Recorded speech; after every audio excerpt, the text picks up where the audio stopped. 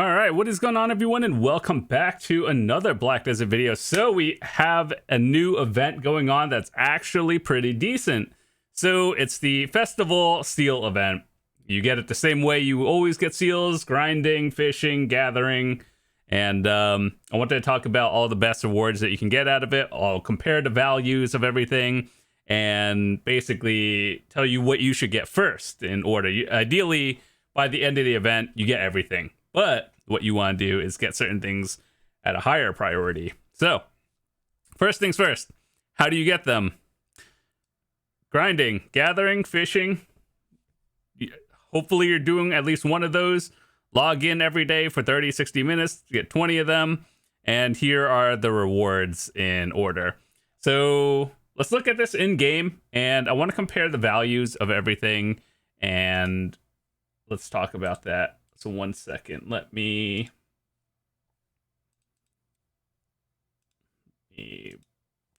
hold on. Okay, so this is the festival seals. If you leave your game on overnight for fishing or whatever, chances are you'll wake up with a lot of them.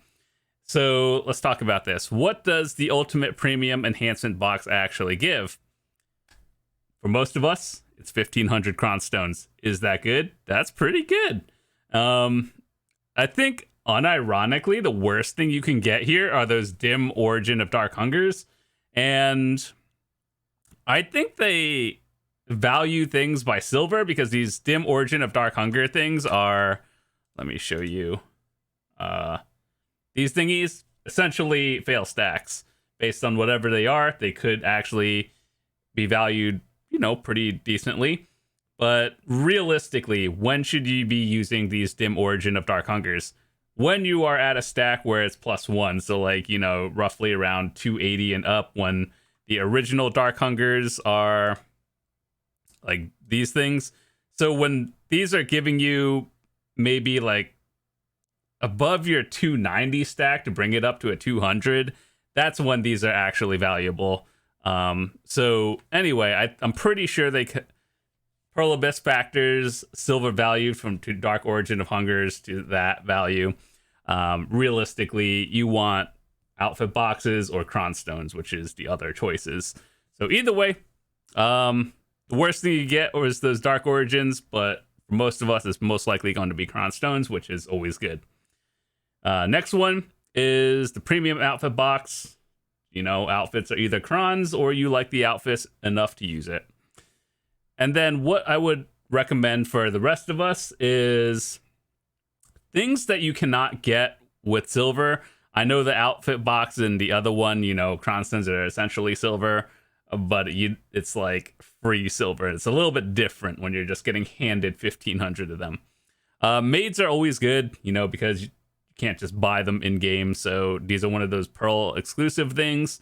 So I think this would be high on the priority list. Wizard Gosphy, those are the things to upgrade your pet. Like, how if you go from like tier 2 to 3 or whatever, and it's like 35%, those are higher percent, but those are still bad. So you should not get it until the end. It's like you get it, but it's not high priority. Inventory expansion coupons, let's be honest, it's low on that list as well. I would rather get the Gospy before the inventory. Let me give you a real example. So here, all these inventories +8, 4, 1, 16. I got those by playing through seasons over the years. Do I use them? Nope, because I play like 2 characters. But for everyone else, you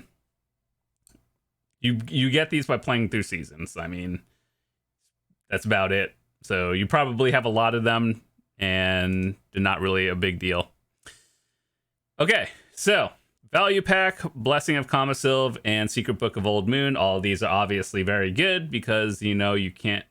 Well, you can get them in game, but let's be honest, everyone wants them to the point where you getting them is very low. So in other videos, I've always talked about, like, if you can only buy one of the 3, which one should you get? Obviously, Value Pack is number 1 on the priority list. Think of it as your subscription to the game. All MMOs are $15 a month, right? And then this is the equivalent. In terms of Blessing of Kamasilv and Secret Book of Old Moon, I actually prefer the Secret Book over the blessing, simply because this allows you to get tent villa scrolls, you know, if you have a tent, which most people do. And even if you have a free one, I believe this still functions the same way. So that alone, being able to buy villa scrolls just wherever, is actually worth so much to endgame players and even people who just grind like an hour a day, and it saves so much time. Not to say that the Blessing of Kamasilv is bad, it's just like they give out so many drop rate loot scrolls or whatever these days, to the point where 20% drop is obviously good, but you know, you can get more these days without it. Energy recovery for all of you life skillers is always good, but I mean, even if you're a life skiller, 50% life buff and being able to buy life villa is worth so much more. So anyway, what I'm trying to say is value pack number 1, Secret Book of Old Moon number 2, Blessing of Kamasilv 3. And if you're a free-to-play player, just get all of these and then hold it until you're doing some big thing, like you're selling everything and you popped a villa or popped a value pack when you're collecting like billions of silver or whatever. Reset mount growth. Dude, I have never used one of these. Like, never in my BDO career have I been like, I am so attached to this horse that I want to min-max the stats on it. You know what I'm gonna do if I would, you know, want a certain horse? Just get another one. So either way, Marnie's process fuel, like these days, these are like kind of irrelevant, because tagging characters is pretty cheap, and this is for like retagging one specific piece in general. So you're better off just retagging the entire thing. I don't think most people use this, but it is what it is. The Aya's orbs for everyone who's rolling for the perfect fairy. And let me show you my fairy and let me talk about this. So this is what I have. This is the pay to win fairy.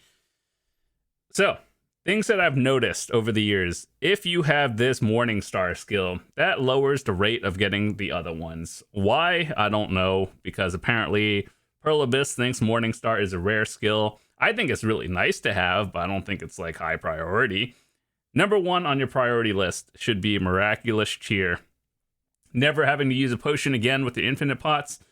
Actually, night and day, it's amazing. For all of you free-to-play players out there, Miraculous Cheer 4 is good. I have that on console. I didn't spend any. And then 5 is obviously best. Feathery Steps, I would value higher than Continuous Care these days, just because being able to not have to buy the extra weight is always nice, and it goes up. And then Continuous Care. So, pre-Harmony elixirs, these are really good. And let me show you like what I have. And then obviously Tinkling Breath is kind of just a stupid skill, I'm not going to lie.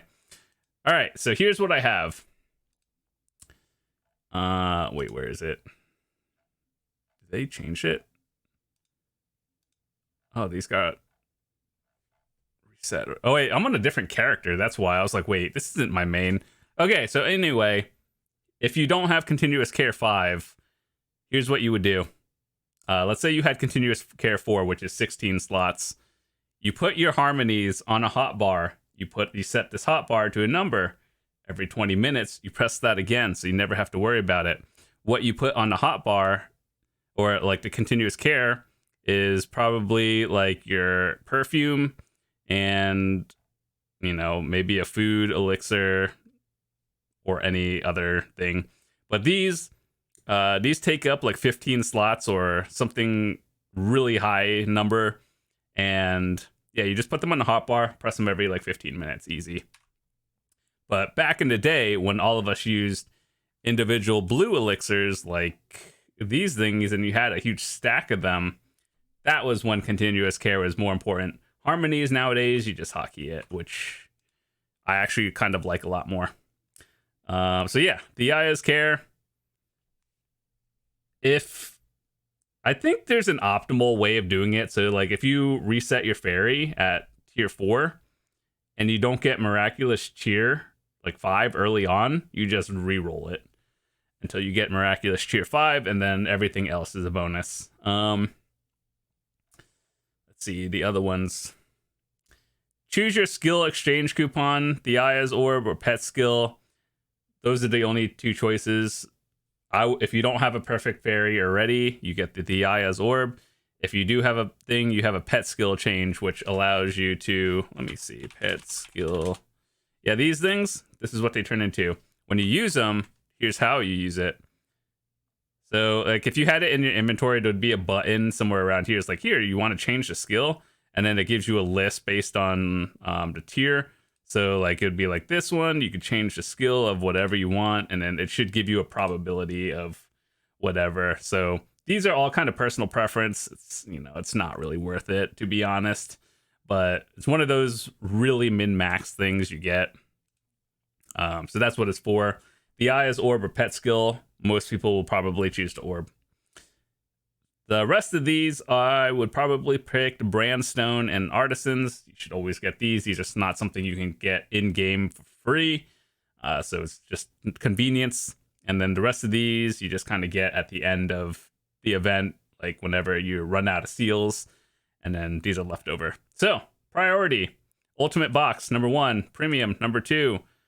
Made, number 3. Value, Secret, and Blessing, 4, 5, 6. Probably the 7 is Brandstone, 8 Artisan. Any of these, 9, 10, and then these are all last. So, that's about it. Hopefully that was good information, and hopefully you pick something that you actually need. But that's about it. Just go gather, leave your game on, go fishing while you play your other game, while waiting for the Heidel Ball or whatever that's coming up later on in the month. And yeah, that's about it. I'll see you guys later. Have a fantastic day. Peace.